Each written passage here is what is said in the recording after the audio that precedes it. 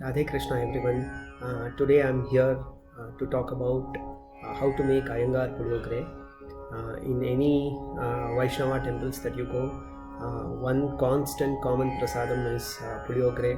And who doesn't like Puliyogre, tamarind rice? There's no occasion for tamarind rice. It's beyond seasons and beyond occasions. Um, I'm here showing this recipe to all of you. So please make this. Please go through every step of the video because there are a lot of nuances, right from roasting the ingredients to the ratio of the ingredients, of course, to making rice, and finally how to bring everything together and culminate that into a nice puliyogre and offer it to Krishna with a tulsi laddu. So, Iyengar Puliyogre it is. So to begin with, I'll explain how to make the powder, how to make the tamarind sauce, and how to make the seasoning, and mix everything together with rice. So here I have 1 tablespoon of chana dal, 1 tablespoon of urad dal, 1.5 tablespoons of coriander seeds.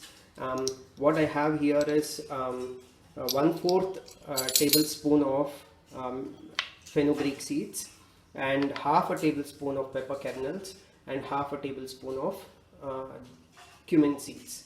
I have about 5 to 7 badgi chilies and about 3 Guntur chilies. Guntur will add the spice and badgi will give you the color. And I have about 2 tablespoons, in the same tablespoon that I used to measure, I have measured about 2 tablespoons of black sesame seeds. Here I have uh, a bunch of curry leaves, a little bit of chana and urad dal, and peanuts and badgi chilies for the seasoning. Now we will see how to make a powder and make the tamarind rice. And tamarind, I have taken about a sweet lime size of tamarind, and I have actually put it in hot water, and I have soaked it for about an hour or so. And I will be extracting the pulp out of this, and I will show you that as well. Please note, when you are making for Lord Balaji, you should not soak anything overnight like tamarind, etc. So we wake up in the morning and take a shower, change into the cooking clothes, and then only we add hot water to this and soak it.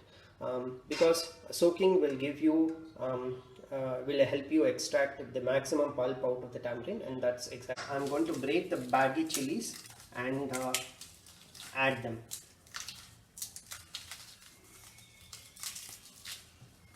So on top of this, I'm adding badgi red chilies for roasting, and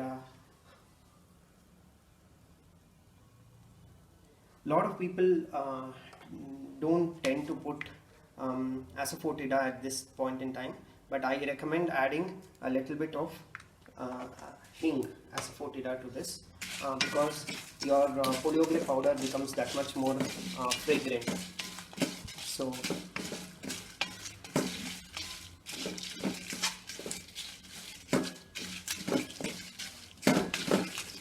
I'm going to now switch off the stove because I'm using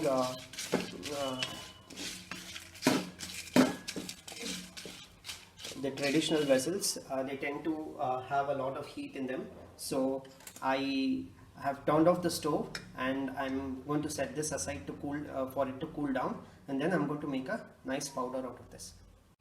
Hi friends, now I'm going to roast black sesame seeds, and this again I'm roasting on medium flame. You don't have to add any oil or anything.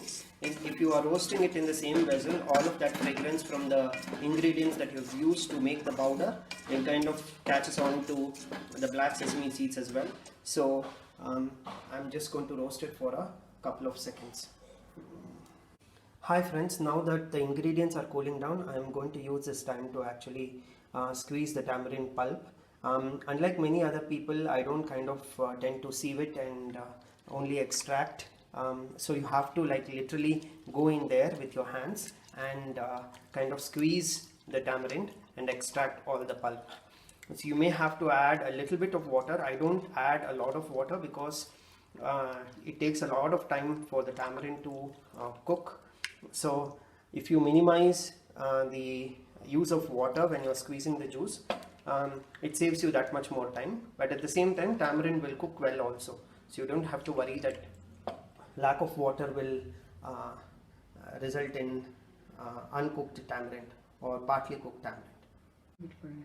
Hi friends, now I have kept a vessel for boiling of the tamarind sauce. So to this I'm actually adding about 7 to 8 spoons of gingerly oil or sesame oil.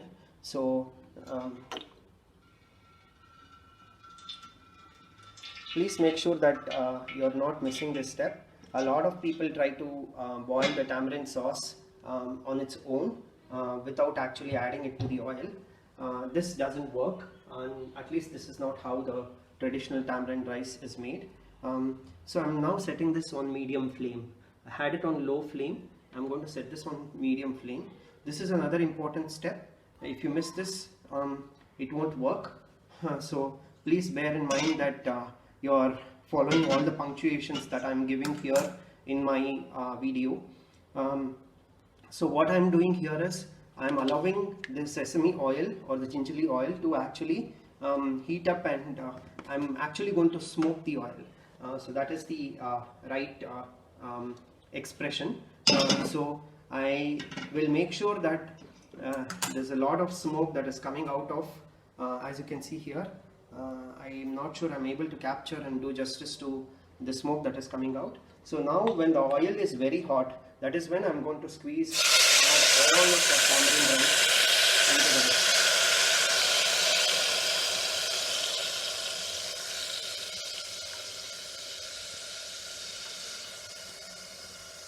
I'm going to add a bit of turmeric to this boiling tamarind juice and a bit of rock salt.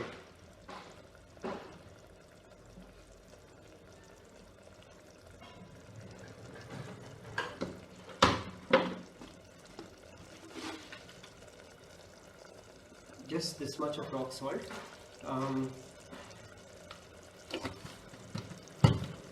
And the trick to follow here is how much rock salt. It depends on how much juice you're making, how much tamarind juice you're making. So you have to first initially add only that much salt that is needed for the tamarind juice. So I'm giving it a mix, setting it on medium flame and allowing it to boil for 20 minutes. So we'll come back to this.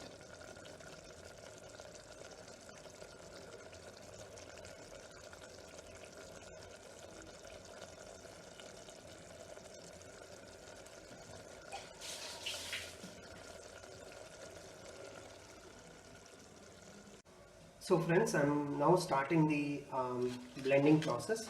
So when you are blending, always make sure that you are adding the red chilies, the Badgi red chilies first, and the Guntur chilies first, before you actually add the rest of the ingredients and give it a couple of pulses. So I have coarsely ground the Badgi red chilies. Now I'm transferring the rest of the ingredients that I had roasted initially.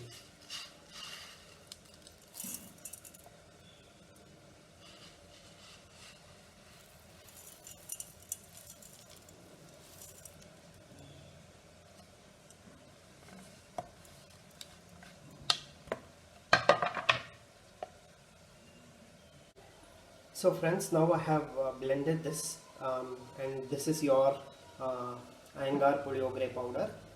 So please make sure that you are blending it into a very flour-like consistency. It should not be coarse. This powder has to be very smooth. Okay, so this is your powder. So because after you blend it kind of gets a little hot, so I'm just spreading it onto a nice plate and allowing it to cool a little bit. So on top of this, now I'm going to add black sesame seeds and make a powder. Some people have different processes as far as this is concerned. Some will add grated coconut to this and make a powder, but then that yields only a very coarse powder, so I don't tend to add that here. And then some people will add black sesame also to this powder and make a thing, because sesame tends to have a lot of oil content and it's very oil rich. What it basically does is it again results in a very coarse powder, and and that is not good. So I tend to always make these two powders separately.